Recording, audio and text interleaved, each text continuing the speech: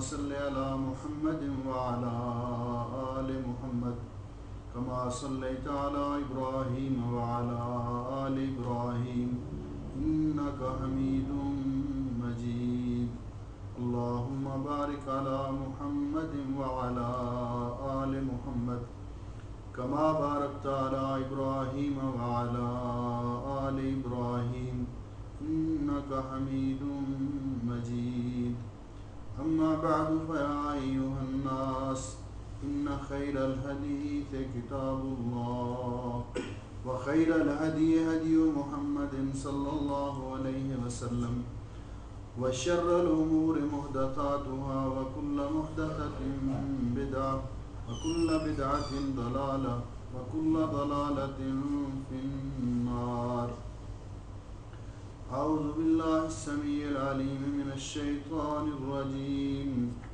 يا أيها الذين آمنوا أطيعوا الله وأطيعوا الرسول وأولي الأمر منكم فإن تنازعتم في شيء فردوه إلى الله والرسول إن كنتم تؤمنون بالله واليوم الآخر ذلك خير وأحسن تأويلا. حضرات محترم، اللہ جل شانہ نے جس طرح عبادات ہم پر فرض کی ہیں، اسی طرح اللہ جل شانہ نے ہمیں عبادت کرنے کا طریقہ، سلیقہ اور آداب بھی سکھائے ہیں، اور اللہ رب العزت کی بارگاہ میں قیامت کے دن وہی عمل مقبول ہوگا جو خالص اللہ کی رضا کے لیے ہوگا اور نبی اکرم صلی اللہ علیہ وسلم کی سنت کے مطابق ہوگا. اسی لیے قرآن و حدیث کی نصوص کو سامنے رکھتے ہوئے علماء امت نے اعمال کی قبولیت کے لیے جو شرائط مقرر کی ہیں، ان میں سے پہلی شرط تو ایمان خالص ہے کہ انسان اللہ تعالیٰ کی توحید پر اور نبی اکرم صلی اللہ علیہ وسلم کی رسالت پر ایمان رکھتا ہو، کیونکہ کافر کا کوئی عمل اللہ رب العزت قبول نہیں کرتے. اور دوسری شرط اس میں اخلاص ہے کہ وہ عمل خالص اللہ کی رضا کے لیے ہو. اور تیسری شرط اس میں متابعت ہے کہ وہ نبی کریم صلی اللہ علیہ وسلم کی سنت کے مطابق ہو. اب اگر ایک عمل ہے تو خالص اللہ کی رضا کے لیے اور کرتا بھی کوئی اسی طرح ہے جس طرح رسول اکرم صلی اللہ علیہ وسلم نے طریقہ سکھایا، لیکن وہ بندہ مومن نہیں ہے تو اس کا وہ عمل قبول نہیں. اسی طرح اگر کوئی عمل کرتا تو سنت کے مطابق ہے لیکن اس میں اخلاص نہیں، لوگوں کے دکھاوے کے لیے کرتا ہے، نمود و نمائش کے لیے کرتا ہے، تو وہ عمل بھی اللہ رب العزت کی بارگاہ میں قبول نہیں. اور اگر کوئی عمل ہے تو اللہ کی رضا کے لیے، لیکن دل میں نیت تو یہ ہے کہ میں اپنے رب کی عبادت کر رہا ہوں، لیکن وہ عبادت، وہ عمل نبی اکرم صلی اللہ علیہ وسلم کی سنت کے مطابق نہیں، تو تب بھی اللہ رب العزت کی بارگاہ میں قبول نہیں. تو کسی بھی عمل کی قبولیت کے اندر ان شرائط کا پایا جانا ضروری ہے. اب ہم اسی تناظر میں دیکھتے ہیں کہ یہ ماہ شعبان ہے جو عربی مہینوں میں 8واں مہینہ ہے.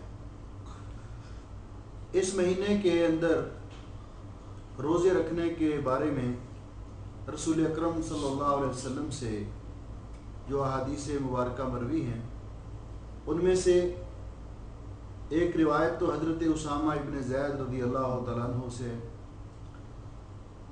کہ انہوں نے بیان فرمایا کہ میں نے رسول اکرم صلی اللہ علیہ وسلم سے پوچھا کہ آپ جس قدر کثرت کے ساتھ رمضان کے بعد شعبان کے اندر روزے رکھتے ہیں، اتنی کثرت کے ساتھ آپ باقی مہینوں میں روزے نہیں رکھتے، اس کی وجہ کیا ہے؟ تو رسول اکرم صلی اللہ علیہ وسلم نے فرمایا کہ یہ ماہ شعبان جو کہ رجب اور رمضان کے درمیان ہے، اس کی اہمیت اور فضیلت سے بہت لوگ اکثر غافل رہتے ہیں۔ اس مہینے میں کثرت کے ساتھ اعمال اللہ رب العزت کی بارگاہ میں پیش کیے جاتے ہیں، اور میں یہ چاہتا ہوں کہ میرے اعمال جب اللہ رب العزت کی بارگاہ میں پیش ہوں تو میں روزے کی حالت میں۔ دوسری روایت ام المومنین سید عائشہ صدیقہ طیبہ طاہرہ رضی اللہ تعالیٰ عنہ سے ہے کہ اماں جان نے فرمایا کہ رسول اکرم صلی اللہ علیہ وسلم شعبان کے اندر اس قدر کثرت سے روزے رکھتے کہ ہم سمجھتے کہ شاید آپ افطار ہی نہیں کریں گے، اور جب چھوڑتے تو ہم سمجھتے کہ شاید آپ رکھیں گے ہی نہیں، یعنی کثرت کے ساتھ روزے رکھتے۔ اور پھر قرون اولیٰ میں خواتین کی عادت بھی تھی کہ وہ اپنے روزے جو رمضان میں چھوٹ گئے ہوتے تو کوشش کرتی کہ شعبان کے اندر لازمی طور پر اس کی قضا دے لیں تاکہ رمضان سے پہلے پہلے وہ روزے رکھ لیں۔ اس کے علاوہ شعبان کے اندر کوئی مخصوص عبادت، اور بالخصوص شعبان کی 15ویں تاریخ کے حوالے سے عمومی طور پر جو عبادات مشہور ہیں اور رواج پا چکی ہیں، آج ہم ان کا جائزہ لیں گے کہ وہ کس حد تک رسول اکرم صلی اللہ علیہ وسلم سے ثابت ہیں اور ان کی حیثیت اور اہمیت اور فضیلت کیا ہے۔ عمومی طور پر جب ہم دنیا میں اس بات پہ نگاہ دلاتے ہیں اور غور کرتے ہیں کہ شعبان کی 15ویں تاریخ کو رات کو عبادت کرنا اور دن کو روزہ رکھنا، اس کے حوالے سے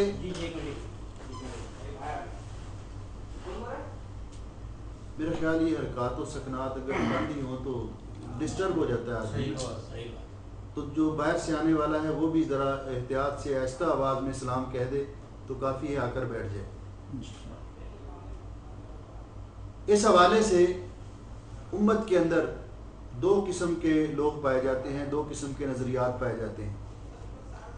ایک نظریہ تو یہ ہے کہ اس رات کو عبادت کرنا، ساری رات جاگ کر گزارنا اور محافل منعقد کرنا، اور اس کے بارے میں یہ اعتقاد رکھنا کہ اس رات میں اللہ تعالیٰ اہم امور کے فیصلے کرتے ہیں، رزق لکھا جاتا ہے، عمر لکھی جاتی ہے، اللہ رب العزت اہم امور کے فیصلے کرتے ہیں، اس لیے اس رات کا خصوصی طور پر اہتمام کیا جاتا ہے۔ دوسرا نظریہ یہ ہے کہ اس رات کی عبادت کے بارے میں اور اس دن کے روزے کے بارے میں نبی مکرم صلی اللہ علیہ وسلم سے کوئی صحیح حدیث ثابت نہیں، آپ کے عمل سے یہ بات ثابت نہیں۔ جب یہ دو قسم کے نظریات ہمارے سامنے آتے ہیں تو شریعت نے ہمیں ایک قاعدہ بتایا ہے، جو قاعدہ عمومی طور پر انسان کی فطرت کے عین مطابق ہے۔ ہر ذی شعور معاشرے کے اندر، لوگوں کے اندر فطری طور پر یہ بات پائی جاتی ہے کہ جب دو فریقین میں نزاع ہو جاتا ہے، کسی بات پر اختلاف ہو جاتا ہے، آپس میں تنازع پیدا ہو جاتا ہے، جھگڑا ہو جاتا ہے، تو صاحب شعور لوگ، عقل مند لوگ، اس علاقے کے صاحب فہم و بصیرت لوگ کوشش کرتے ہیں کہ اس تنازع کو حل کیا جائے، اس مسئلے کو حل کیا جائے، کیونکہ معاشرے کے اندر بد امنی، معاشرے کے اندر اضطراب اور پریشانی، اختلافات اور نزاع، اس کو کوئی بھی فطرت سلیمہ پسند نہیں کرتی، کوئی بھی صاحب فہم و شعور اس کو پسند نہیں کرتا۔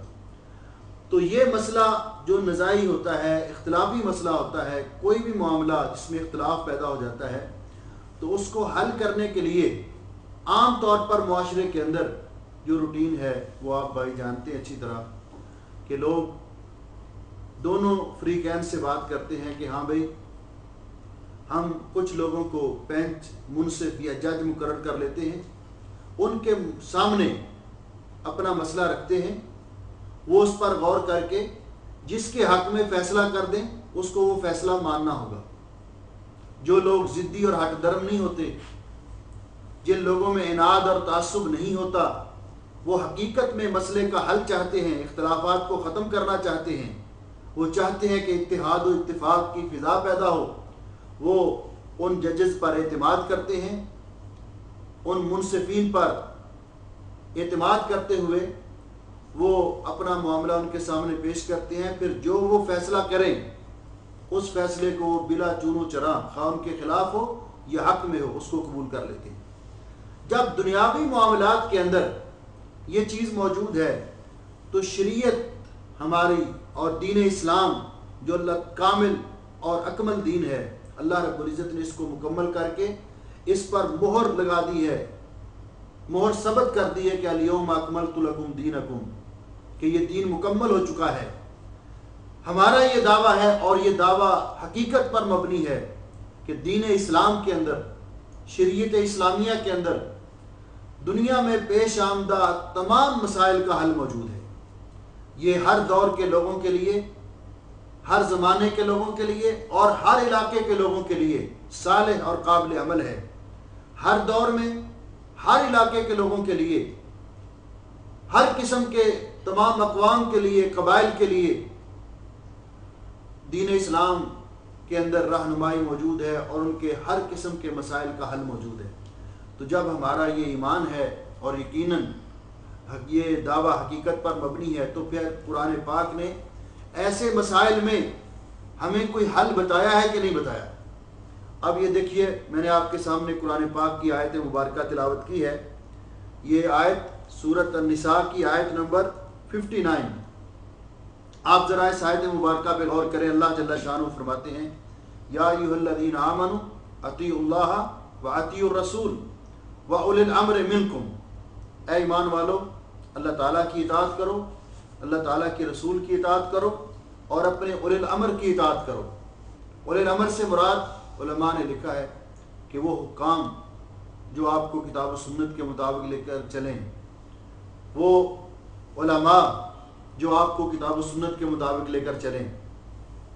اس کے بعد فرمایا فَإِن تَنَازَعْتُمْ فِي شَيْءٍ، یہ باب تفاعل ہے جس میں فریقین کا دخل ہے۔ اگر تمہارے دو فریقوں کے درمیان کوئی جھگڑا ہو جائے، نزاع پیدا ہو جائے، تنازعتم فی شیء، کسی چیز میں، تو پھر کیا کرو؟ پھر آیت مبارکہ میں ذرا غور کیجئے، پھر فرمایا فردوہ الی اللہ والرسول، تو اپنے اس نزاع کو، اپنے اس جھگڑے کو اللہ پر اور اللہ تعالیٰ کے رسول صلی اللہ علیہ وسلم کے سامنے پیش کرو، اللہ تعالیٰ کے سامنے پیش کرو۔ علماء نے لکھا ہے کہ اللہ رب العزت کے سامنے پیش کرنے کا مطلب کیا ہے؟ کہ اللہ کی کتاب پر پیش کرو۔ رسول اکرم صلی اللہ علیہ وسلم کے سامنے یہ خطاب صرف صحابہ اکرام کے لیے نہیں، قیامت تک آنے والے لوگوں کے لیے ہے۔ تو اس کا مطلب کیا ہے جامع مفہوم؟ کہ اس کو رسول اکرم صلی اللہ علیہ وسلم کی تعلیمات پر، آپ کی احادیث مبارکہ پر پیش کرو۔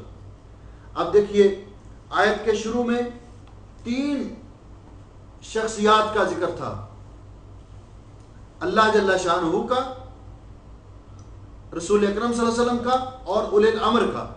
لیکن جب نزاع کا ذکر آیا کہ جب تم میں اختلاف ہو جائے، تنازع ہو جائے، تو پھر ذکر کیا فردوہ الی اللہ والرسول۔ یہاں اولی الامر کو ذکر نہیں کیا، یہاں اولی الامر کو ذکر نہیں کیا، تیسری شخصیت کو ذکر نہیں کیا، جس کا معنی یہ ہے کہ اولی الامر اور علماء، ان کی وہی بات مانی جائے گی جو قرآن، اللہ اور اللہ کے رسول کی بات کے مطابق ہوگی، اس کے تابع ہوگی۔ اور جب جھگڑا ہوگا پھر صرف اس کو کتاب و سنت پر پیش کیا جائے گا۔ جب اختلاف ہوگا صرف اس کو کتاب و سنت پر پیش کیا جائے گا۔ تو جب کتاب و سنت پر پیش کیا جائے گا تو پھر کتاب و سنت سے جو فیصلہ آئے، جو قرآن پاک سے ثابت ہو جائے، جو نبی پاک صلی اللہ علیہ وسلم کی احادیث سے ثابت ہو جائے، تو اس کو ماننا ہر مسلمان کے لیے ضروری ہے۔ اللہ رب العزت نے قرآن پاک میں مومنوں کے یہ اوصاف بیان کیے اور فرمایا فَلَا وَرَبِّكَ لَا يُؤْمِنُونَ، آپ کے رب کی قسم یہ اس وقت تک مومن ہو ہی نہیں سکتے، اہل ایمان اس وقت تک مومن ہو ہی نہیں سکتے. فلا وربک لا یؤمنون حتی یحکموک فیما شجر بینہم، یہاں تک کہ ان کے درمیان ہونے والے اختلافات میں، جھگڑوں میں، یہ آپ کو حکم اور فیصل تسلیم نہ کر لے، جج تسلیم نہ کر لے. اس کے بعد کیا فرمایا؟ حتی یحکموک فیما شجر بینہم ثم لا یجدوا فی انفسہم حرجا مما قضیت، پھر جو فیصلہ رسول اکرم صلی اللہ علیہ وسلم صادر فرما دے، جو فیصلہ کتاب و سنت سے سامنے آ جائے، ثابت ہو جائے، اس کو قبول کرنے میں اپنے دل میں کوئی تنگی محسوس نہ کریں. لا یجدوا فی انفسہم حرجا مما قضیت ویسلموا تسلیما، اور اس فیصلے کو من وعن تسلیم کر لیں، اس کے سامنے سر تسلیم خم کر دیں. اب جب یہ بات قرآن پاک نے ہمیں بتلا دی تو اب یہ موجودہ مسئلہ جو ہمارا ہے اس کو ہم ذرا قرآن پاک پر پیش کرتے ہیں، رسول اکرم صلی اللہ علیہ وسلم کے فرمان پر پیش کرتے ہیں کہ شعبان کی 15ویں رات جسے ہم شب برات کہتے ہیں، اور شب کہا جاتا ہے رات کو، اور برات کا معنی بری ذمہ کسی کو قرار دینا. اس رات میں شب برات اس کو اس لیے کہا گیا کہ اس رات میں بہت سارے لوگوں کو اللہ تعالیٰ گناہوں سے بری قرار دیتا ہے، جہنم سے آزاد قرار دیتا ہے، اور اس لیے اس کو اور اس رات میں اہم امور کے فیصلے ہوتے ہیں، عمر لکھی جاتی ہے، رزق لکھا جاتا ہے. یہ ہمارا ایک نظریہ اور عقیدہ ہے. اور اس کے لیے بطور دلیل جو بھی شب برات اور شعبان کی 15ویں رات اس کی فضیلت اور اہمیت بیان کرتا ہے اور یہ ساری چیزیں اس سے ثابت کرنے کی کوشش کرتا ہے، وہ سب سے پہلے قرآن پاک کی یہ آیت مبارکہ پیش کرتا ہے. اور آپ سنیں گے اور اگر ایسے مضامین پڑھیں گے تو آپ کو سب سے پہلے قرآن پاک کی سورہ 25واں پارہ ہے، سورہ دخان کی، سورہ الدخان، اس کی ابتدائی آیات ملیں گی. کسی سے استدلال کرتے ہوئے لوگ یہ ثابت کرتے ہیں کہ اس سے مراد شعبان کی 15ویں رات ہے. اب ہم کسی کی بات نہیں کرتے، ہم اس پہ غور کرتے ہیں کہ کیا واقعتاً یہ دعویٰ صحیح ہے. اب یہ آیات مبارکہ ذرا غور سے سنیے اور ان کے ترجمے پہ غور کیجیے. اللہ جل شانہ فرماتے ہیں حامیم والکتاب المبین، کتاب مبین کی قسم، انا بے شک ہم نے، انزلناہ اس کو نازل کیا، بے شک ہم نے اس کو یعنی اس کتاب کو، یہ جو ضمیر ہے ہو کی یہ کتاب کی طرف جاتی ہے، اس کتاب کو نازل کیا فی لیلۃ مبارکہ، ایک بابرکت رات میں، ایک بابرکت رات میں، انا کنا منذرین، بے شک ہم لوگوں کو ڈرانے والے ہیں، یعنی جہنم کے عذاب سے ڈرانے والے ہیں. فیہا اس رات میں، یہ ہا ضمیر جو ہے یہ لیلہ مبارکہ کی طرف جاتی ہے. فیہا اس رات میں، یفرق فیصلے کیے جاتے ہیں، تقسیم کیے جاتے ہیں. فیہا یفرق کل امر حکیم، اس رات میں فیصلے کیے جاتے ہیں ہر حکمت والے کام کے. امرم من عندنا انا کنا مرسلین، ہماری طرف سے یہ امر صادر ہوتے ہیں اور بے شک ہم ہی بھیجنے والے ہیں. اب دیکھیے یہ ہے سورۃ دخان کی ابتدائی آیات. ان آیات کے ترجمے پر ایک دفعہ پھر دوبارہ غور کیجیے، ہم اس مسئلے کو سمجھنا چاہتے ہیں. اللہ جل شانہ فرماتے ہیں کہ کتاب مبین کی قسم، ہم نے اس کو اس بابرکت رات میں نازل کیا جس میں اہم امور کے فیصلے کیے جاتے ہیں. گویا کہ جس رات کے اندر اہم امور کے فیصلے کیے جاتے ہیں وہ رات ہے جس میں قرآن پاک نازل ہوا، وہ رات ہے جس میں قرآن پاک نازل ہوا. اب ہم پوچھتے ہیں کہ قرآن پاک کیا شعبان کی 15ویں رات کو نازل ہوا؟ یہ نقطہ نظر ہے کہ کیا اس کے مطابق تو معلوم ہوتا ہے، کیا قرآن پاک شعبان کی 15ویں رات کو نازل ہوا؟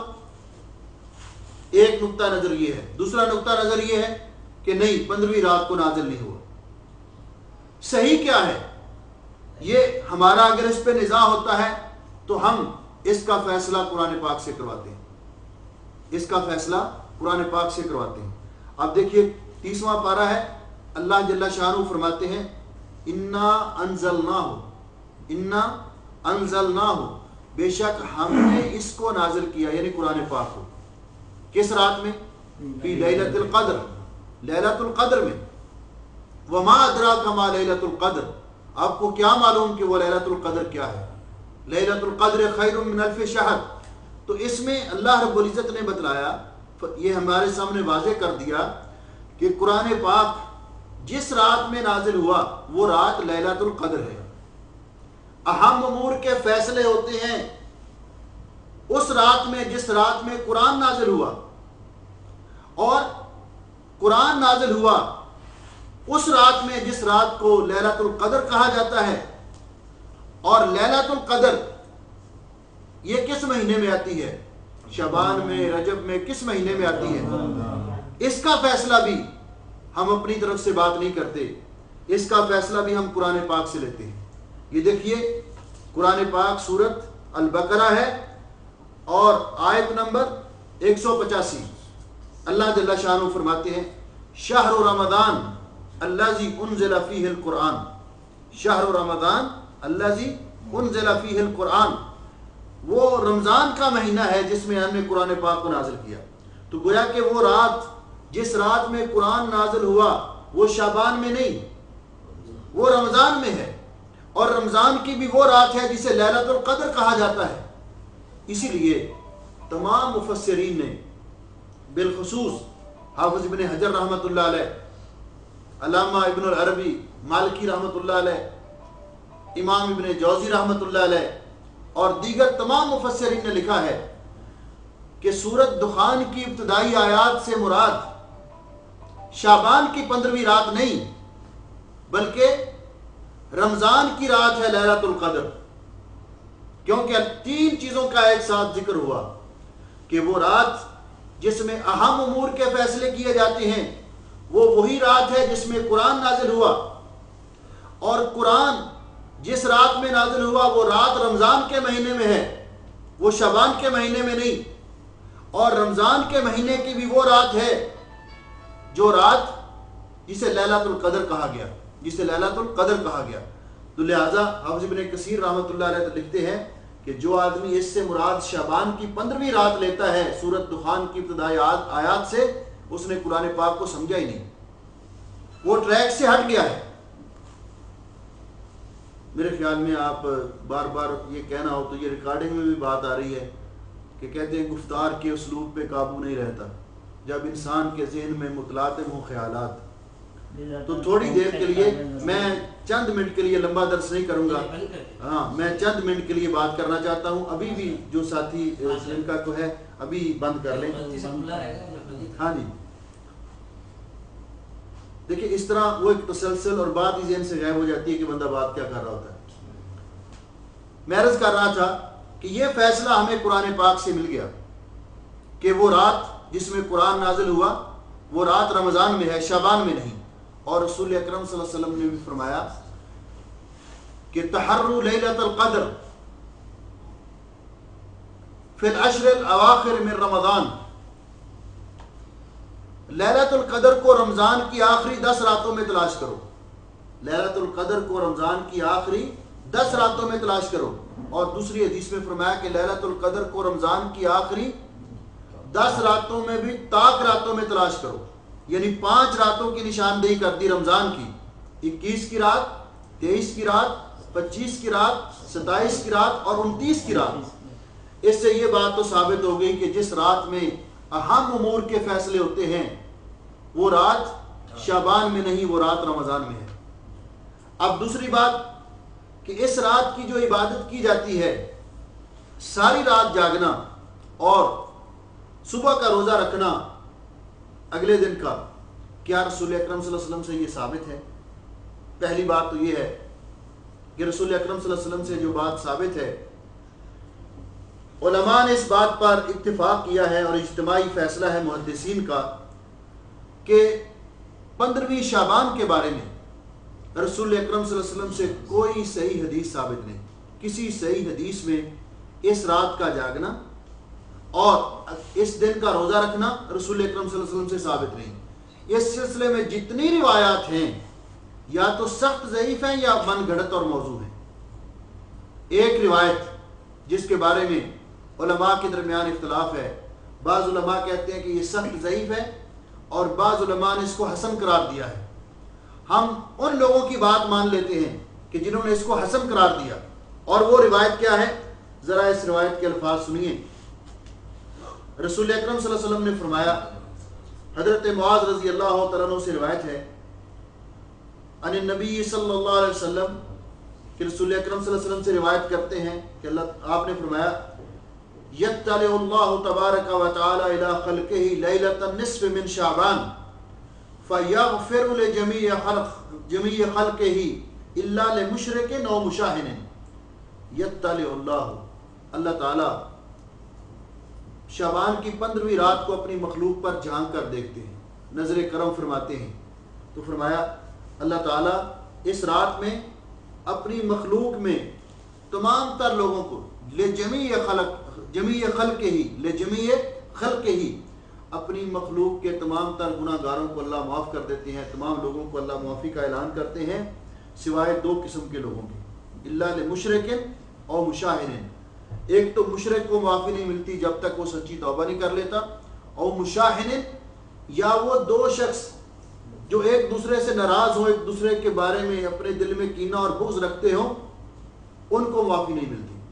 اور ایک روایت میں اللہ فرماتے ہیں انظروا ھذین حتی یصطلحا، ان کو ڈھیل دے دو، اگر یہ آپس میں صلح کر لیں تو ان کو بھی معافی مل جائے گی، وگرنہ ان کو معافی نہیں ملے گی۔ یہ روایت علماء نے کہا ہے کہ اس کے جمیع طرق کو اگر جمع کیا جائے تو شیخ البانی نے اس کو حسن قرار دیا ہے۔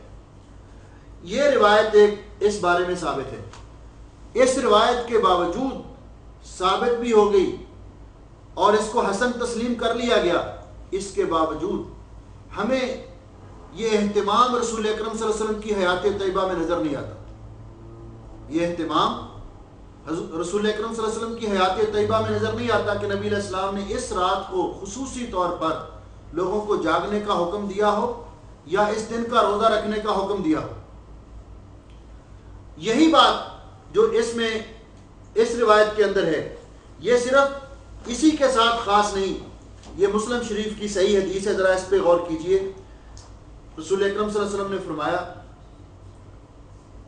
یفتح ابواب الجنت فی کل اثنین و خمیس، اللہ تعالیٰ ہر پیر کو، سوموار کو اور جمعرات کو آسمان کے دروازے کھولتے ہیں، آسمان کے دروازے کھولے جاتے ہیں۔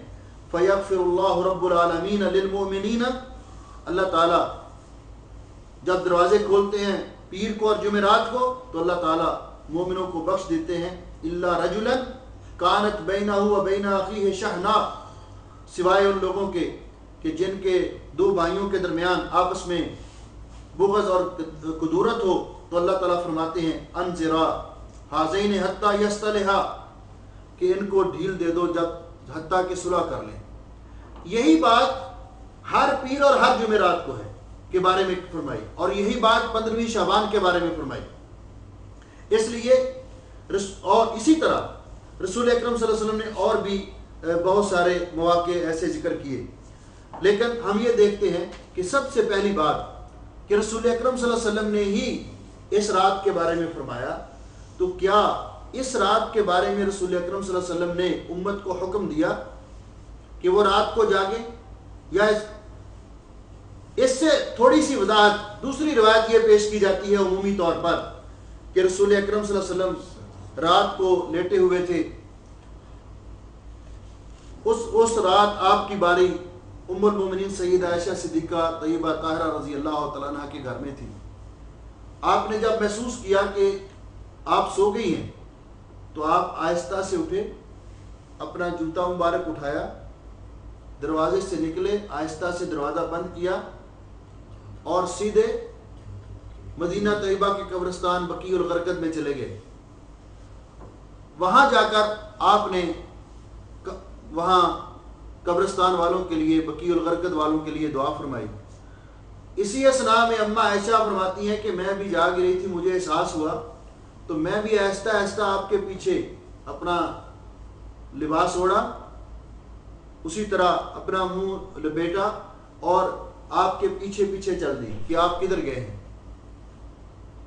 شاید کسی دوسرے گھر میں آپ تشریف لے گئے. تو فرماتی ہیں کہ میں نے جا کر دیکھا تو رسول اکرم صلی اللہ علیہ وسلم ہاتھ اٹھا کر قبرستان والوں کے لیے دعا کر رہے تھے، ہاتھ اٹھا کر دعا کر رہے تھے. میں کھڑی رہی. جب رسول اکرم صلی اللہ علیہ وسلم وہاں سے واپس پلٹے تو میں جلدی جلدی واپس آئی.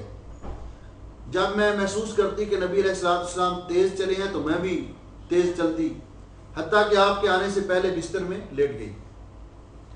جب بستر میں لیٹ گئی تو رسول اکرم صلی اللہ علیہ وسلم تشریف لائے تو اس وقت میری سانس توکھڑی ہوئی تھی. تو آپ نے فرمایا کہ کیا بات ہے، آپ کو سانس پھولی ہوئی ہے؟ میں نے کہا کوئی بات نہیں. تو آپ نے فرمایا دیکھیے، یا تو آپ مجھے بتا دیجئے، اگر آپ نہیں بتائیں گی تو اللہ علیم الخبیر مجھے اطلاع کر دے گا. تو نبی کریم اما عائشہ رضی اللہ تعالیٰ نے پھر سارا واقعہ بیان کر دیا. تو نبی علیہ السلام نے فرمایا کہ عائشہ آپ کا کیا خیال ہے کہ اللہ تعالیٰ یا اللہ کا رسول آپ پر زیادتی کرے گا؟ اس کے بعد آپ نے فرمایا مجھے اللہ رب العزت نے حکم دیا تھا کہ جبریل امین نے آ کر کہا تھا کہ میں جاؤں اور جا کر بقی والوں کے لیے بخشش کی دعا کروں. یہ روایت امام مسلم رحمۃ اللہ علیہ نے ذکر کی اور اس کے اندر شعبان کی 15ویں رات کا ذکر نہیں، شعبان کی 15ویں رات کا ذکر نہیں. لیکن یہی روایت جب دیگر محدثین نے ذکر کی، مثال کے طور پر امام ابن ماجہ نے، امام ترمذی نے اور دیگر محدثین نے یہ روایت ذکر کی، تو انہوں نے شعبان کی 15ویں رات کا ذکر کیا اور اس کے اندر یہ الفاظ بھی ذکر کیے کہ آپ نے فرمایا جو اس رات کو قیام کرتا ہے تو اللہ رب العزت ان کو بخش دیتا ہے. اتنی تعداد میں اللہ تعالیٰ لوگوں کو بخشتا ہے جتنا کہ قبیلہ کلب کی بکریوں کے جسم پر بال ہیں، اتنے لوگوں کو بخش دیتا ہے. اس روایت کو ذکر کرنے کے بعد محدثین نے لکھا کہ یہ روایت سخت ضعیف ہے، بلکہ بعض نے اس کو موضوع قرار دیا، سخت ضعیف یا اس کو موضوع قرار دیا. یہ روایت ذکر کرنے کے بعد امام ترمذی رحمۃ اللہ علیہ اس روایت کے بارے میں لکھتے ہیں، فرماتے ہیں کہ یہ روایت ضعیف ہے، لا نعرفہ الا من هذا الوجہ من حدیث الحجاج. یہ روایت صرف ایک طریق سے مروی ہے اور وہ حجاج ابن ارطاط اس کے طریق سے مروی ہے. فرماتے ہیں اس روایت کو ذکر کرنے کے بعد قال محمد، امام محمد ابن اسماعیل یعنی امام بخاری رحمۃ اللہ علیہ نے فرمایا کہ یہ روایت، امام بخاری رحمۃ اللہ علیہ نے فرمایا کہ یہ روایت ضعیف ہے. وقال، اور ساتھ یہ ذکر کیا، قال یحییٰ ابن ابی کثیر لم یسمع من عروہ، کہ اس روایت کے اندر خلل کیا ہے کہ یحییٰ ابن ابی کثیر نے عروہ سے نہیں سنا. والحجاج لم یسمع من یحییٰ، اور حجاج نے یحییٰ ابن ابی کثیر سے نہیں سنا، یعنی کئی جگہ پر انقطاع ہے. اس لیے یہ روایت سخت ضعیف ہے اور اس کو امام بخاری رحمۃ اللہ علیہ نے بھی ضعیف قرار دیا ہے. جب یہ روایت سخت ضعیف ہے تو صحیح مسلم کی روایت میں 15ویں شعبان کا ذکر نہیں. اگر فرض کرو ہم اس روایت کو صحیح مان بھی لیتے ہیں، اس روایت کو عمومی طور پر جو ذکر کی جاتی ہے، امام بخاری رحمۃ اللہ علیہ نے، دیگر محدثین نے سبب ذکر کیا کہ یہ روایت کیوں ضعیف ہے اور قابل حجت نہیں. فرض کرو ہم ان کی بات مان لیتے ہیں جو شعبان کی 15ویں رات کی فضیلت میں، اس رات کو جاگنے کی فضیلت میں اس روایت کو کا حوالہ دیتے ہیں. سوال یہ پیدا ہوتا ہے کہ اس روایت کے اندر کیا ہے کہ رسول اکرم صلی اللہ علیہ وسلم خود تو اٹھ کر چلے گئے، اما عائشہ سوئی ہوئی تھی، اما عائشہ سوئی ہوئی تھی. اگر اس رات کو جاگنا، جاگ کر گزارنے کی فضیلت تھی تو رسول اکرم صلی اللہ علیہ وسلم نے اما عائشہ رضی اللہ تعالیٰ عنہ کو جاگنے کا حکم کیوں نہ دیا؟ سارے مدینے والے کیوں سوئے ہوئے تھے؟ رسول اکرم صلی اللہ علیہ وسلم بھی نیند سے بیدار ہو کر اٹھ کر گئے. جب جبریل امین نے آ کر اللہ تعالیٰ کی طرف سے اللہ کا یہ پیغام پہنچایا تو اما عائشہ رضی اللہ تعالیٰ عنہ پہلے بھی سوئی ہوئی تھی، رسول اکرم صلی اللہ علیہ وسلم نے محسوس کیا کہ سوئی ہوئی ہے، اور پھر بھی جلدی جلدی آ کر پھر اپنے آپ کو سونے کی پوزیشن میں کر لیا۔ اگر اس رات کو جاگنا افضل تھا تو اما عائشہ کیوں نہیں جاگ رہی تھی؟ اس رات کو جاگنے کی فضیلت تھی تو اما عائشہ کیوں نہیں جاگ رہی تھی؟ اس لیے اس روایت، اس رات کو جاگنا اور اس رات کو جاگنے کے حوالے سے جو ہمارے اندر چیزیں مشہور ہو چکی ہیں، اب دیکھیے کئی روایات ہیں۔ ان میں سے ایک روایت یہ ہے کہ شعبان کے اندر، شعبان کی 15ویں رات کو الصلاۃ الالفیہ، صلاۃ الفیہ کا ذکر کیا جاتا ہے کہ ساری رات کو جا کر گزارو اور اس رات میں اس طرح نماز ادا کرو کہ یہ روایت انہوں نے ذکر کی ہے حضرت علی بن ابی طالب کے حوالے سے کہ انہوں نے 14 رکعت نماز ادا کی، پھر بیٹھ گئے، پھر سورہ فاتحہ 14 مرتبہ پڑھی، قل اعوذ برب الناس 14 مرتبہ، آیت الکرسی 1 مرتبہ، یہ ساری آیات پڑھی، اور اس میں اس نماز کو قرار دیا گیا الصلاۃ الالفیہ۔ یہ نماز، اس کا ذکر کرنے کے بعد حافظ سیوطی رحمۃ اللہ علیہ لکھتے ہیں یہ روایت 3 طریقوں سے مروی ہے، ان میں سے ہر ایک طریقہ یا تو مجہول ہے یا غیر معروف ہے، اور اس کو ذکر کرنے کے بعد فرماتے ہیں یہ روایت من گھڑت ہے، یہ روایت من گھڑت ہے، رسول اکرم صلی اللہ علیہ وسلم سے ثابت نہیں ہے۔ اسی طرح اما عائشہ رضی اللہ تعالیٰ عنہ کے حوالے سے ایک اور روایت بیان کی جاتی ہے، اور اس روایت کے الفاظ ہیں کہ رسول اکرم صلی اللہ علیہ وسلم نے یہ فرمایا کہ یہ رات، اس رات کو اذا کانت لیلۃ النصف من شعبان فقوموا لیلہا وصوموا نہارہا، جب شعبان کی 15ویں رات آئے تو رات کو قیام کرو اور دن کا روزہ رکھو۔ یہ روایت ذکر کرنے کے بعد لکھا، محدثین نے لکھا فہذا حدیث موضوع، یہ حدیث من گھڑت ہے، فی سندہ ابن ابی صبرہ، اس کا ایک راوی ابن ابی صبرہ ہے جس کے بارے میں 2 اماموں نے، امام احمد بن حنبل اور امام یحییٰ ابن معین نے کہا ہے کان یضع الحدیث، یہ احادیث کو گھڑا کرتا تھا، من گھڑت روایتیں بنایا کرتا تھا اور نبی پاک صلی اللہ علیہ وسلم کی طرف منسوب کیا کرتا تھا۔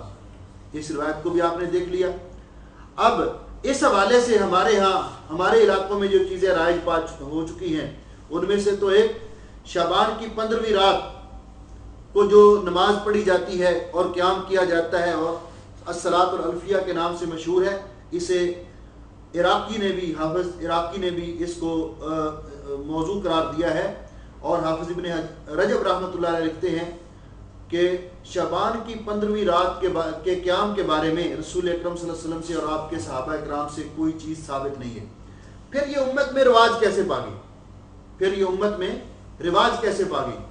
تو علامہ مقدسی نے لکھا ہے، یہ ایک حوالہ فرماتے ہیں کہ یہ اس طرح رواج پا گئی کہ ابتدائی طور پر 5 صدیاں گزر گئیں، 5 صدیاں گزر گئیں مسلمانوں کے ہاں اس رات کے قیام کا، اس رات کو محفل بپا کرنے کا اور اس دن کا روزہ رکھنے کا کوئی رواج نہیں تھا۔ 5 صدیاں گزر گئیں، اس رات کے قیام کا یا صلاۃ الفیہ وغیرہ کا کوئی رواج نہیں تھا۔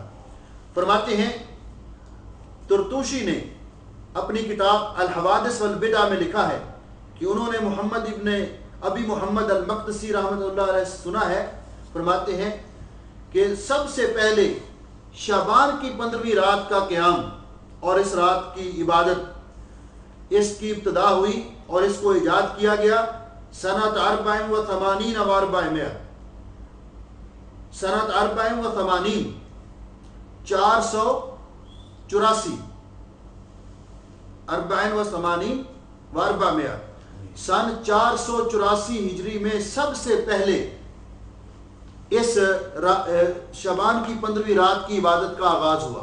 کیسے ہوا؟ فرماتے ہیں ایک آدمی تھا، نابلس سے آیا بیت المقدس کی زیارت کے لیے، اس کا نام تھا ابن ابی الحمراء۔ جب وہ یہاں پہنچا بیت المقدس میں، رات کو اس نے یہاں اتفاق سے وہ رات 15ویں شعبان کی رات تھی، رات کو اس نے مسجد اقصیٰ میں نماز ادا کرنا شروع کی اور اس کی آواز بہت اچھی تھی، تھوڑی سی اونچی آواز میں قرآن پاک کی تلاوت کر رہا تھا. تو ایک اور آدمی نے دیکھا کہ بندہ نماز پڑھ رہا ہے تو وہ بھی قرآن پاک سننے کے لیے اس کے ساتھ آ کر کھڑا ہو گیا. کوئی اور آدمی اس نے دیکھا، وہ بھی آ کر کھڑا ہو گیا، حتیٰ کہ چھوٹی سی ایک جماعت بن گئی اور اس نے اس رات جتنا بھی ہو سکا اس نے نوافل ادا کیے اور پھر وہ چلا گیا واپس. پھر اگلے سال وہ اس نے جب دیکھا کہ یہ ایک سلسلہ شروع ہے، لوگ دلچسپی لینا شروع ہو گئے، پھر وہ اگلے سال آیا، پھر اس نے اسی طرح جماعت کروائی اور پھر اور زیادہ لوگ اس میں شریک ہو گئے. تو اس وقت سے یہ شروع ہوئی. کب سے؟ 5ویں صدی ہجری سے، سن 484 ہجری میں مسجد اقصیٰ سے، بیت المقدس سے اس کا آغاز ہوا. اب اندازہ فرمائیے کہ رسول اکرم صلی اللہ علیہ وسلم کا پورا دور گزر گیا، صحابہ اکرام کا پورا دور گزر گیا، تابعین کا پورا دور گزر گیا، 5 صدیاں گزر گئیں. 5ویں صدی کے اخیر میں اس کا آغاز ہوا اور یہ کام شروع ہوا. دین اللہ تعالیٰ نے مکمل کر دیا حضرت محمد رسول اللہ صلی اللہ علیہ وسلم پر.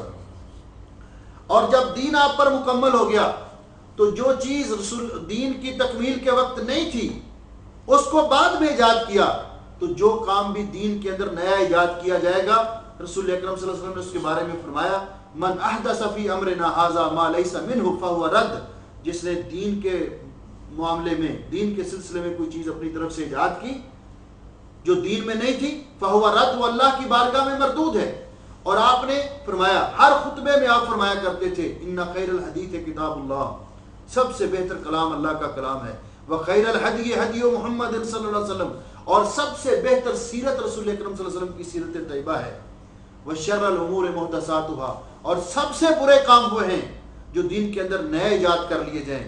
وکل محدثۃ بدعہ، اور دین کے اندر ہر وہ نیا کام جو ایجاد کیا جائے وہ بدعت ہے. وکل بدعۃ ضلالہ، اور ہر بدعت گمراہی ہے. وکل ضلالۃ فی النار، اور ہر گمراہی انسان کو جہنم میں لے جائے گی. اب سوال یہ پیدا ہوتا ہے کہ کتنی اچھی کسی نے بات کہی، کہ کتنی عجیب بات ہے. کیف یتقرب الی اللہ رب العالمین بما لم یشرع او بما لم یشرع، کہ شریعت کی مخالفت کر کے، رسول اکرم صلی اللہ علیہ وسلم کی سنت کی مخالفت کر کے اللہ کا قرب کیسے حاصل کیا جا سکتا ہے؟ اللہ کا قرب تو حاصل کیا جا سکتا ہے رسول اکرم صلی اللہ علیہ وسلم کی اتباع کر کے، آپ کی پیروی کر کے. اپنی منمانی سے کام شروع کر کے اللہ کا قرب کیسے حاصل کیا جا سکتا ہے؟ ایک چیز رسول اکرم صلی اللہ علیہ وسلم کی سنت نہیں ہے، آپ نے کی نہیں. اسی لیے امام مالک رحمۃ اللہ علیہ فرمایا کرتے تھے کہ جس نے اپنی طرف سے کوئی بدعت ایجاد کی اور وَيَرَاهَ حَسَنًا، اور اس کو اچھا سمجھا، فَقَدْ زَعَمَ أَنَّ مُحَمَّدًا صلی اللہ علیہ وسلم خَانَ الرِّسَالَہ، گویا کہ اس نے دعویٰ کیا ہے کہ محمد صلی اللہ علیہ وسلم نے دین، ہمارے مکمل دین ہم تک پہنچایا نہیں. استغفر اللہ معاذ اللہ، دین پہنچانے میں خیانت کی ہے.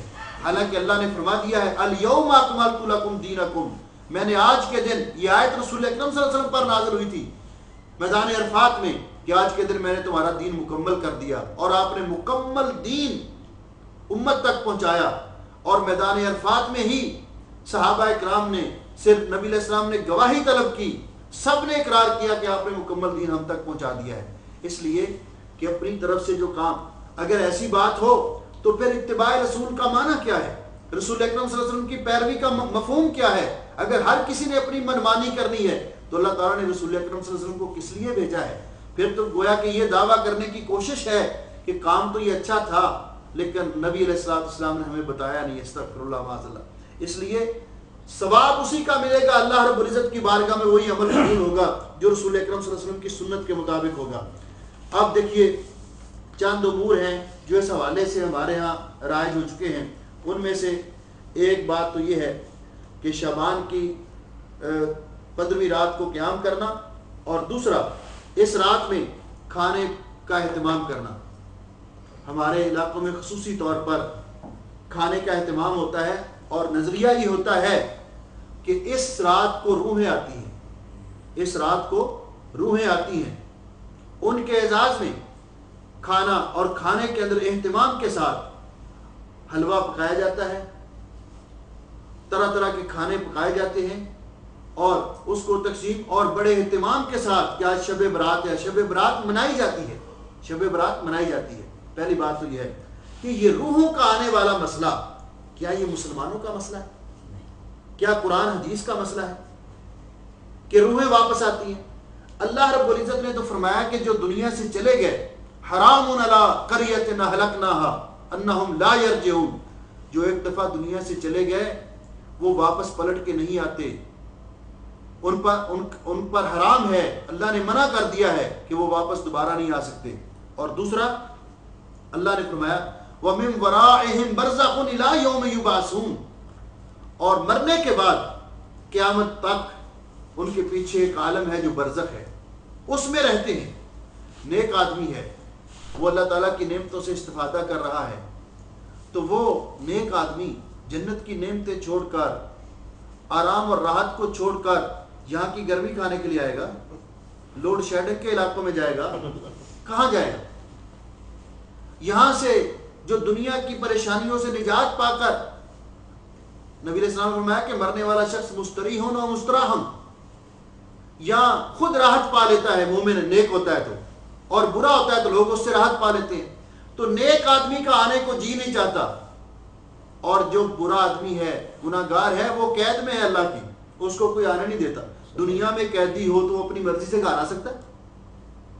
کیسے یہ مسئلہ ہے؟ اور پھر نبی علیہ السلام نے فرمایا کہ مسلمانوں کے اندر انبیاء، صلحاء، صحابہ کرام کے بعد مقام عرفہ جس کا ہے وہ شہید ہے۔ شہید سے اللہ تعالیٰ یہ فرماتے ہیں کہ تمنا، خواہش کیجئے۔ شہید کہتا ہے کہ یا اللہ میری ایک ہی خواہش ہے۔ کیا خواہش ہے؟ احیا، مجھے دوبارہ زندہ کیا جائے، ثم اقتل، پھر میں شہید ہوں تیری راہ میں، پھر مجھے دوبارہ زندہ کیا جائے۔ تو اللہ تعالیٰ اس کی یہ بات، اس خواہش کو پورا نہیں کرتے، کیونکہ یہ قاعدہ ہے کہ دنیا میں جو جائے گا ایک ہی مرتبہ جائے گا۔ اگر دوبارہ آ سکتا ہوتا تو شہید آتا، لیکن یہ روحوں کے بھٹکنے والا مسئلہ، روحوں کے بھٹکنے والا مسئلہ۔ دوسرا مسئلہ کہ اس رات کو ختم دلوایا جاتا ہے روحوں کو ملانے کے لیے۔ نظریہ کیا ہمارے علاقوں میں؟ نظریہ یہ ہے کہ جو روح، جو شخص فوت ہوتا ہے 15 شعبان کے بعد، سارا سال اس کی روح بھٹکتی رہتی ہے، حتیٰ کہ 15 شعبان کو ختم دلوایا جاتا ہے، اور پھر روحیں آپس میں ملتی ہیں، پھر جا کر وہ باقی روحوں کے اندر ملتا ہے۔ یہ مسئلہ کہ روحیں آتی ہیں، حیرانگی کی بات یہ ہے کہ وہ کھانا، اگر فرض کرو یہی نظریہ ہے روحوں کے لیے پکایا جاتا ہے، تو کبھی کسی نے کیا کہ کھانا پکا کر روحیں آ کر گھر میں بیٹھتی ہیں؟ کہاں بیٹھتی ہیں روحیں؟ آ کر کہاں بیٹھتی ہیں؟ گھر میں بیٹھتی ہیں؟ نہیں جی، وہ دروازے کے پاس کھڑے ہو کر کہتے ہیں یا اہلی، یا اولادی، یا اقربائی، میرے بیوی، میرے بچوں، میرے رشتہ داروں، ہمیں بھی کچھ کھانے کے لیے دو۔ دروازے کے پاس کھڑے ہیں، تو کسی نے کھانا پکا کے کبھی دروازے کے باہر رکھا؟ کہاں روحیں ہوتی ہیں جن کو کھانا پیش کیا جاتا ہے؟ کھانا تو کھا گیا خود اڑوسی پڑوسی، روحوں کو کیا ملا؟ دوسری بات، یہ روحوں کے بھٹکنے والا مسئلہ، یہ تو ہمارے پڑوسی ملکوں سے آیا ہوا ہے، ہمارے قرب و جوار میں جو رہتے ہیں لوگ، ہندو لوگ، ان کا نظریہ ہے کہ روحیں بھٹکتی رہتی ہیں، تناسخ ارواح ان کا عقیدہ ہے، ہمارا عقیدہ نہیں۔ تو اس لیے، اور اگر آپ محسوس نہ کریں تو میں حیران ہوتا ہوں کہ آخر سارا ہمارا مذہب کھانے کے گرد کیوں گھومتا ہے؟ سارا ہمارا مذہب کھانے کے گرد کیوں گھومتا ہے؟ اور ایسا چکر بنایا ہے، ایک آدمی فوت ہو گیا جی، مولانا صاحب نے کہا کہ اب جو اس میت کے لواحقین ہیں یہ 40 دن تک مولانا صاحب کے گھر میں کھانا پہنچائیں گے، اچھے سے اچھا، وہ بڑے اہتمام کے ساتھ اچھا کھانا پکا کر۔ یہ حاجی منور صاحب سے پوچھ رہے ہیں کہ نہیں گاؤں میں رواج؟ ہاں، کہ مولوی صاحب کے گھر میں پکا۔ میں سوچتا ہوں کہ مولوی صاحب نے یہ مسئلہ کیوں نہیں کرتا کہ بھئی وہ 40 دن تک کھانا کسی بیوہ کو کھلا دے، کسی یتیم کو کھلا دے، کسی فقیر اور مسکین کو کھلا دے۔ یہ مسئلہ کیوں نہیں کرتا مولوی صاحب؟ یہ کیوں کہتا ہے کہ مولوی صاحب، کیونکہ گاؤں کا سب سے بڑا مسکین مولوی صاحب ہے، سب سے بڑا یتیم اور فقیر مولوی صاحب. پھر جمعرات کو پھر کبھی اس نام سے کبھی اس نام سے کبھی اس نام سے اس نبی کی امت کہ جس نبی کے گھر میں 2 ماہ تک آگ نہیں جلتی تھی. ہم عائشہ رضی اللہ عنہا فرماتی ہیں کہ ہم کھجور اور پانی کے ساتھ گزارا کرتے تھے. میں کہتا ہوں اگر یہ ختم دلوانا اور یہ اس طرح کے پروگرام کوئی مسئلہ ہوتا شریعت کا, مجھ جیسا ٹوٹا پھوٹا مولوی جس کو کچھ نہیں آتا وہ اتنی روٹیاں جمع کر لیتا ہے, کھانا میں اچھا کھا لیا, اور جو روٹیاں بچ گئی کیونکہ ایک گاؤں میں اگر 4 بندے 5 بندے فوت ہو گئے ہیں یا کوئی کسی کو فوت ہوئے 10 دن ہو گئے کسی کو 20 دن, تو یہ تسلسل تو چلتا رہتا ہے. تو سب گھروں سے مولوی صاحب کے گھر میں کھانا آتا ہے, تو وہ اس میں اچھے سانل کا انتخاب کر لیا, باقی کو اپنے رشتے داروں کو بھیج دیا, اور روٹیاں جو بچ گئی ان کو مکان کی چھت پہ سکھایا اور بھینسوں والوں کو دیا, گجروں کو دیا, تاکہ وہ بھینسوں کو ونڈے کے طور پہ ڈالے, وہ بیچ لی وہ روٹیاں. ٹوٹا پھوٹا مجھ جیسا مولوی اگر اتنی روٹیاں جمع کر سکتا ہے تو سید الانبیاء حضرت محمد رسول اللہ صلی اللہ علیہ وسلم, اگر یہ شریعت کا مسئلہ ہوتا تو کیا اگر آپ اس کو اہمیت دیتے تو آپ کے گھر میں صحابہ کرام انبار نہ لگا دیتے؟ شریعت نے دودھ کھلانے کی ترغیب دلائی ہے, لیکن یہاں سارا کچھ ہے کہ ہفتے کے دنوں کو تقسیم کیا ہوا ہے, اس دن فلاں, اس دن فلاں, اس دن فلاں. تو یہ مسئلہ کہ ایک مسئلہ اس رات کو کھانا پکانا اور یہ عقیدہ رکھنا, یہ بھی عقیدہ شریعت کے منافی ہے. اور دوسرا چراغاں کرنا, چراغاں پھل جھڑیاں موم بتیاں لگائی جاتی ہیں, چراغاں کیا جاتا ہے. دین کے اندر کوئی ایسی عبادت رسول اکرم صلی اللہ علیہ وسلم سے ثابت نہیں کہ جس کا چراغاں کے ساتھ تعلق ہو. علامہ ابن العربی نے لکھا ہے کہ یہ آغاز اس کا کہاں سے ہوا. ہارون الرشید کے زمانے میں اس کے جو برمکی وزیر تھے, ایک کا نام یحییٰ تھا, یحییٰ ابن خالد, اور دوسرا محمد ابن خالد. انہوں نے ایک چال چلی, یہ اصلاً مجوسی تھے اور اسلام کو ظاہر اپنے آپ کو مسلمان شو کیا, تو وہ اثرات ان میں باقی تھے.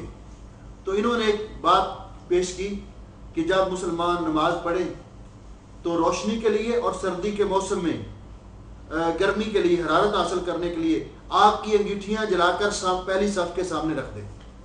نظریہ یہ تھا کہ مجوسی آگ کی پرستش کرتے ہیں, جس طرح علماء نے لکھا. نظریہ یہ تھا کہ ایک تو ہمارے دل کو تسکین ہو جائے گی, ہمارے عمل ہو رہا ہے, دوسرا ان کو ہوگا کہ روشنی ہو رہی ہے. لیکن جب خلیفہ کو پتا چلا تھا کہ ان کی یہ سازش ہے تو انہوں نے ان کو سخت سزا دی تھی. یہ چراغاں وہاں سے شروع ہوا اسلام کے اندر. آپ دیکھیے رسول اکرم صلی اللہ علیہ وسلم اس دور میں چراغ تو تھے نا, کیا نبی علیہ السلام نے فتح مکہ کے موقع پر چراغاں کیا؟ خوشی کا موقع تھا, جنگ بدر سے فتح کر کے واپس آئے فاتح ہو کر, آپ نے چراغاں کیا کسی موقع پر؟ تو یہ چراغاں کرنا بھی ہمارے اندر یہ رسم ایک شروع ہو چکی ہے. اسی طرح اس رات کو قبروں کی زیارت کرنا, اس رات کو بڑے اہتمام کے ساتھ قبروں میں جا کر چراغاں کرنا, پھول ڈالنا, اور اس رات کو قبروں کی زیارت کرنا, اس حدیث کو بیس بنا کر کہ نبی کریم علیہ السلام نے شعبان کی 15ویں رات کو قبرستان کی زیارت کی تھی, جبکہ اس حدیث کو تمام محدثین نے ضعیف قرار دیا ہے, اور جس میں ذکر ہے مسلم شریف کی حدیث, اس میں 15ویں رات کا ذکر نہیں ہے. یہ بھی ایک رسم پا چکی ہے جو رسول اکرم صلی اللہ علیہ وسلم سے ثابت نہیں ہے. اسی طرح اور بھی بہت سارے عقائد ہمارے اندر رواج پا چکے ہیں. ہمارا مقصد یہ ہے کہ امت کو اس بارے میں متنبہ ہونا چاہیے کہ اگر کچھ لوگ اپنے مقاصد کے لیے, کھانے پینے کے لیے یا اپنے کسی اور مقصد کے لیے اس چیز کو رائج قرار دے رہے ہیں اور اس کا رواج دے رہے ہیں, تو ہمیں وہ صحیح بات, ہماری بھی ذمہ داری بنتی ہے. وہ مسلمان جو رسول اکرم صلی اللہ علیہ وسلم کے ساتھ محبت رکھتا ہے, یقیناً ہر مسلمان اپنی جان سے بھی بڑھ کر نبی پاک صلی اللہ علیہ وسلم کے ساتھ محبت رکھتا ہے. آپ کی محبت کی علامت یہ ہے کہ رسول اکرم صلی اللہ علیہ وسلم کی سنت پر عمل بھی کیا جائے اور آپ کی سنت کا دفاع بھی کیا جائے, اور سادہ مسلمان عوام ان کو اس بات سے متنبہ کیا جائے کہ میرے بھائی اور میری بہنوں, عمل اللہ رب العزت کی بارگاہ میں وہی قبول ہوگا جس پر رسول اکرم صلی اللہ علیہ وسلم کی مہر ہوگی، جو نبی علیہ السلام کی سنت کے مطابق ہوگا. اس سے ہٹ کر جیسا بھی عمل ہوگا اللہ رب العزت کی بارگاہ میں قبول نہیں ہوگا. اس لیے کوشش کرو کہ وہ کام کریں جو اللہ رب العزت کی بارگاہ میں قبول ہو جائے، اور وہ وہی عمل ہوگا جس میں اخلاص ہوگا اور نبی علیہ السلام کی سنت کے مطابق ہوگا. اقول قولی ھذا استغفر اللہ لی ولکم ولسائر المسلمین من کل ذنب. جی وہ یہ کہ روحیں ملتی ہے ون ٹائم میں پھر جاتی کی چلے پہ یہ الگ الگ آف دی ریکارڈ سوال نہیں کرتے. ایک سوال تھا کہ آپ نے ایک حدیث جو بیان کی ہے اس میں حضور اکرم صلی اللہ علیہ وسلم نے قبر پہ ہاتھ اٹھا کے دعا مانگی ہے، یہ کیسا، یہ تھوڑا سا اس پہ اختلاف ہے. دیکھیں بات یہ ہے اس حدیث میں جو مسلم شریف کے اندر ہے اس کے اندر ہاتھ اٹھانے کا ذکر نہیں اچھا ہے، اس میں نہیں ہے، اس میں نہیں ہے. ٹھیک. تو لیکن جہاں تک ہے کہ قبر پہ ہاتھ اٹھا کر دعا، رسول اکرم صلی اللہ علیہ وسلم نے غزوہ تبوک کے موقع